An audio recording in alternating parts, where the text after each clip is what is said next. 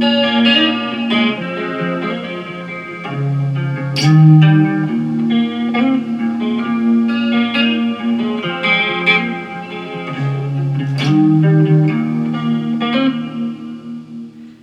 everybody. My name is Daisy Notieno, and this is the 12 podcast. Drugs addiction in Portland, Maine. Now, this is a serious problem, a problem that has arisen and has caught the world's attention. Without further ado, let's talk about the reparations.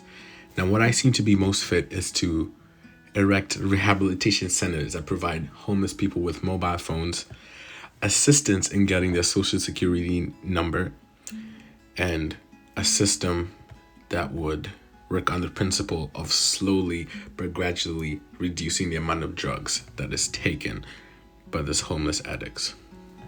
Homeless and drug addicted people in the city of Portland, Maine have really experienced a lot of what I would say injustices and neglect. Most rehab centers work on the principle on keeping addicts 100% away from drugs. Now, I see this to be a major issue because the homeless addict's body has now become reliant on the drugs, and depriving it of those drugs brings a strong feeling of longing, and this longing brings about withdrawal symptoms. Now, withdrawal symptoms are one of the reasons, the very serious reasons that lead to homelessness. The presence of withdrawal symptoms is what makes homeless people run away from the rehab centers in the first place.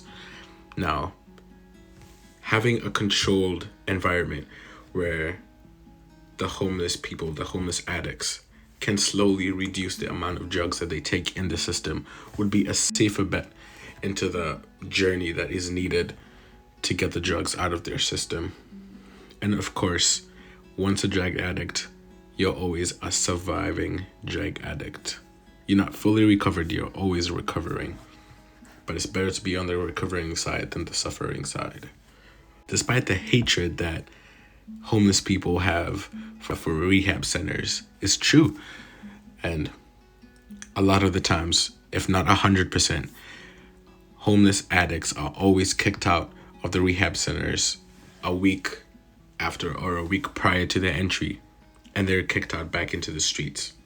And this is not helpful at all because in that short span of time, it is not physically possible to get any help that would lead to progress.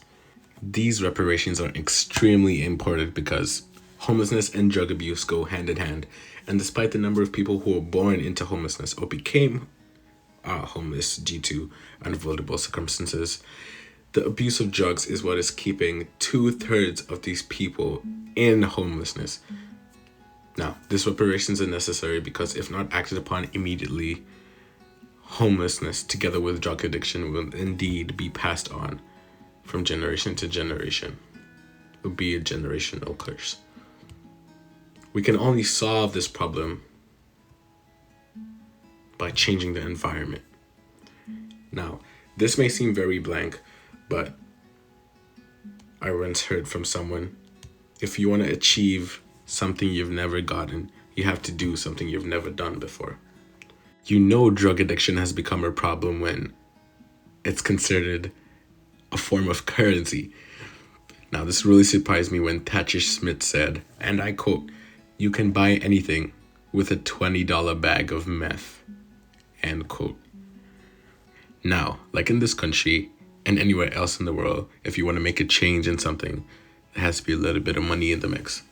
These reparations will be paid via direct payouts by the state of Maine.